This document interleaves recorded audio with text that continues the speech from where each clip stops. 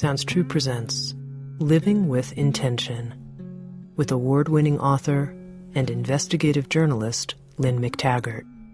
And now Session 1, The Science of Thoughts.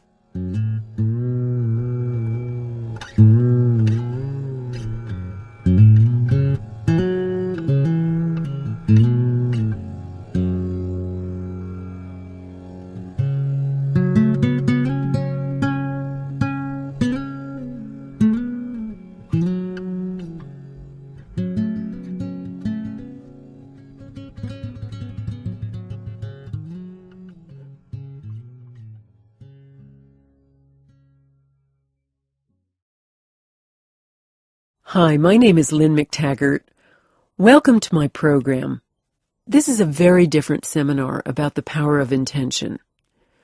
For one thing, it's got a lot of science in it. It provides a full scientific explanation about how your thoughts can affect yourself and the world around you. It also provides you with a blueprint about how to use intention in your life to affect real changes. I'm going to teach you a simple program I've distilled from the science and also after interviewing many masters of intention, like master healers and Buddhists and Qigong masters. And finally, I'm inviting you to become a part of an actual experiment in your own life and with scientists around the world, the largest mind-over-matter experiment in history. So in this program, you're going to find out there's a great deal of science about the power of intention to change the physical world. Don't worry, it's not going to be daunting. You'll be able to understand this science. But it may be a little unsettling. This program rests on an outlandish premise that thought affects physical reality.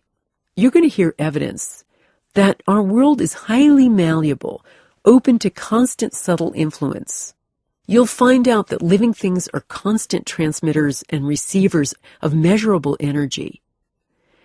In fact, the latest models of consciousness portray it as something capable of trespassing physical boundaries of every description. In fact, intention is something like a tuning fork, causing the tuning forks of other things in the universe to resonate at the same frequency.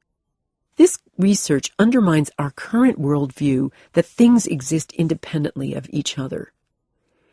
It's going to challenge everything you've been taught to believe about the way our world works and the way you work. You're going to learn about the power we all possess to change ourselves and the world. This isn't just a power available to intention masters, but experience counts. Certain techniques will enhance your natural ability as a sender and a receiver. We're going to be asking a lot of questions. Should we be minding every thought at every moment? Is a pessimist's view of the world likely to be self-fulfilling? Are all the negative thoughts, that ongoing inner dialogue of judgment and criticism, having any effect outside our heads? And are there conditions that improve your chances of having a better effect with your thoughts? Does a thought work any old time, or do you and your target and even the universe have to be in the mood? And if everything is affecting everything else at every moment, doesn't that just counteract and nullify any effect? And also, what happens when lots of people are thinking the same thought at the same time? Is that going to have an even larger effect than thoughts that are generated on their own? You're also going to have the chance to practice this incredible innate ability through experiments. I'm enlisting you as a partner in my experiments. You're not only the audience in this program, but a primary participant in cutting-edge scientific research.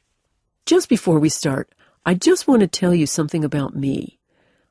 I'm a very conservative person, and I'm a natural skeptic. I'm not a scientist. I'm not a physicist. I launched my career as an investigative reporter, and that approach, that hard fact-based approach, has never left me. So I'm not a big fan of fluffy New Age spirituality.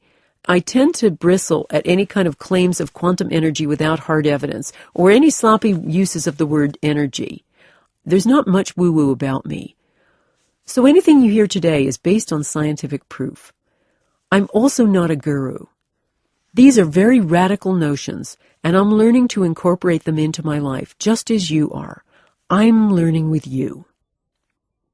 My interest in intention started when I was researching my book, The Field. I was trying to find a scientific explanation for homeopathy and spiritual healing, and in the process of researching this, I found I'd inadvertently uncovered the makings of a new science.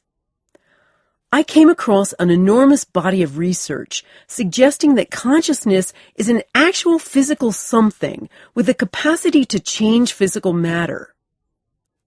A lot of people like to say a thought is a thing, but I found a thought is a thing that affects other things. There was enormous scientific evidence showing that thoughts can alter machines, single-celled organisms, and even complex things like human beings. There was other evidence showing that you could measure this energy that changes physical reality.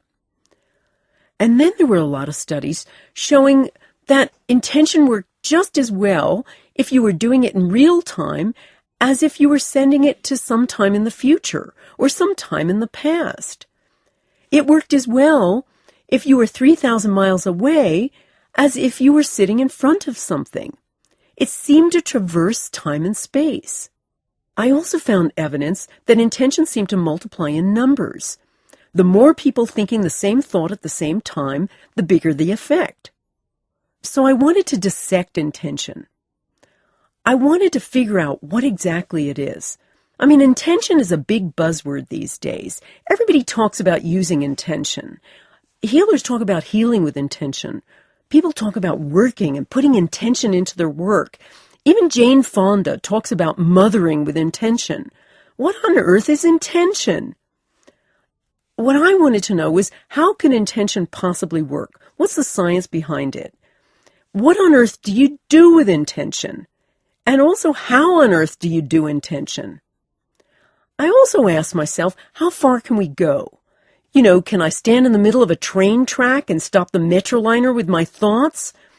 Or can I send myself up on top of my roof to fix my aerial with my thoughts? Or can I use my thoughts to help my kids pass their math test? Or even, and most importantly, can I use my thoughts to somehow alleviate the vast catalog of suffering on the planet?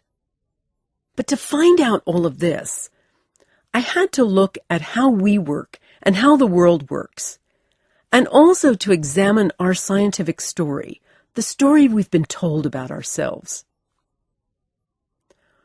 We perceive science as some sort of ultimate truth, but science is finally just a story, told in installments. One of my favorite writers, Joan Didion, once said, "We tell ourselves stories in order to live." But the biggest story of all is science, and we live by the scientific story we're told about our health, about how we're made, about our inner selves, about our place in the world, about our human capabilities. The problem is, that story creates our world, and before long it becomes our truth. If you think about it, our current scientific story is more than 300 years old. It's a construction largely based on the discoveries of Isaac Newton.